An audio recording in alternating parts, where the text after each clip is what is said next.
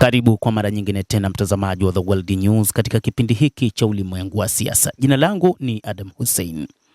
Miongoni mwa ripoti tulizokuwa nazo ni je, Marekani itabadili msimamo wake wa kupinga uhuru wa Taiwan?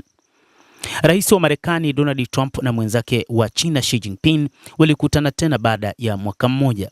Tofauti na ilivyokuwa wakati huo, pande zote mbili ziliweka bayana kuanzia mwanzo kwamba suala la Taiwan litakuwa mada ya msingi katika majadiliano yao.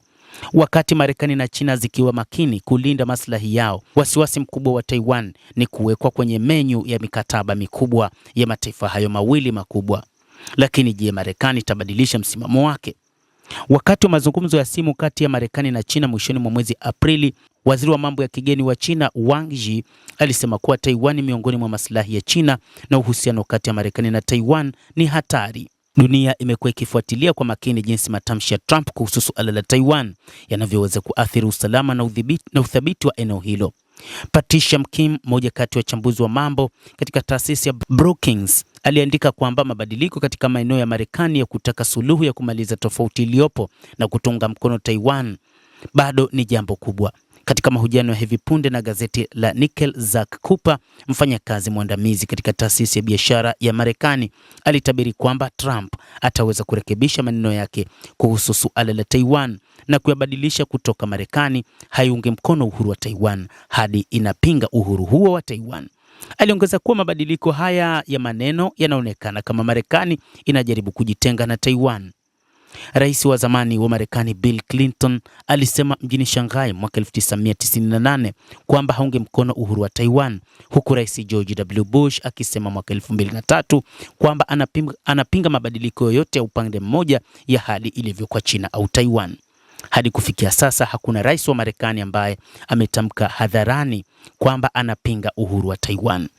Wang Lichun, mmoja kati ya wachambuzi wa mambo kutoka katika chuo kikuu cha sayansi ya siasa huko San Houston, Texas, aliambia BBC China kwamba kuikana Taiwan sio maslahi ya kisiasa ya Trump, lakini anaweza kurekebisha maneno yake kuhusu utambulishaji wa kisiwa hicho. Ila iwapo Trump atabadilisha maneno kuhusu uhusiano wao na Taiwan, huenda atasababisha kuporomoka kabisa kwa uhusiano wa Taiwan na Marekani, na pia inaweza kudhoofisha imani ya watu wa Taiwan kwa Marekani. Watu wa Taiwan wako tayari kuwekeza kwa kiasi kikubwa katika bajeti zao za ulinzi kwa sababu wanaamini kwamba Marekani itatoa msaada katika nyakati ngumu. Hata hivyo, Taiwan bado ina wasiwasi. Sekta mbalimbali nchini Taiwan zinahofia matokeo ya mazungumzo kati ya Marekani na China, huku baadhi ya vyombo vya habari vya Taiwan vikielezea hali ya sasa kama ya wasiwasi.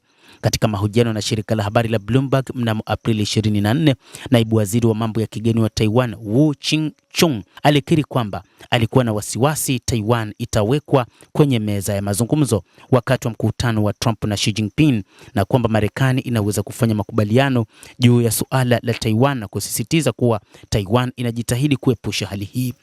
Wakati Marekani na China zilipokutana Korea Kusini mwaka uliopita, Trump na Xi Jinping hawakugusia hata kidogo suala la Taiwan. Wachambuzi wengine wanasema kwamba tofauti na mwaka uliopita, kwa sababu Marekani ilibanwa na mkwamo wa vita vya Marekani na Iran na utawala wa Trump kupata mafanikio kabla ya uchaguzi wa katikati ya muhula.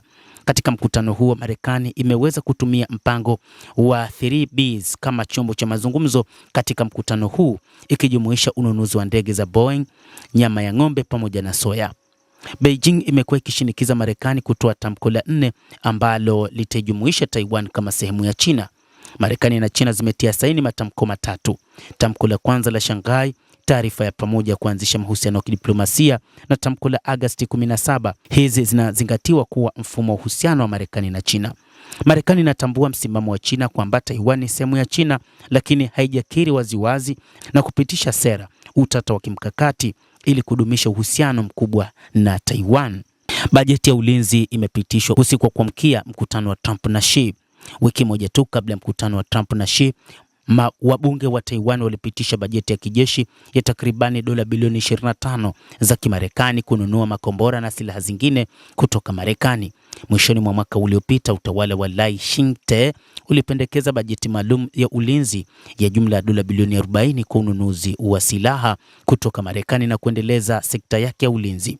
Pendekezo hilo lilizuia upinzani bungeni na kusababisha mkwamo wa miezi kadhaa. Hatimaye bajeti awali ilipunguzwa kwa takribani 40%. Baadhi ya matumizi yakiwemo yale ya ndege zisizokuwa na rubani zinazozalishwa nchini humo yalipunguzwa.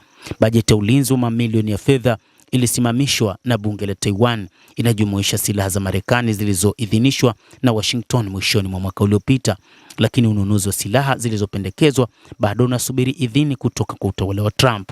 Kwa mujibu wa ripoti, serikali ya Marekani imesitisha kwa muda idhini ya mpango wa hivi karibuni wa mauzo ya silaha za Taiwan. Naitwa Adam Hussein, usisahau kulike, kucomment na kusubscribe channel yetu hii.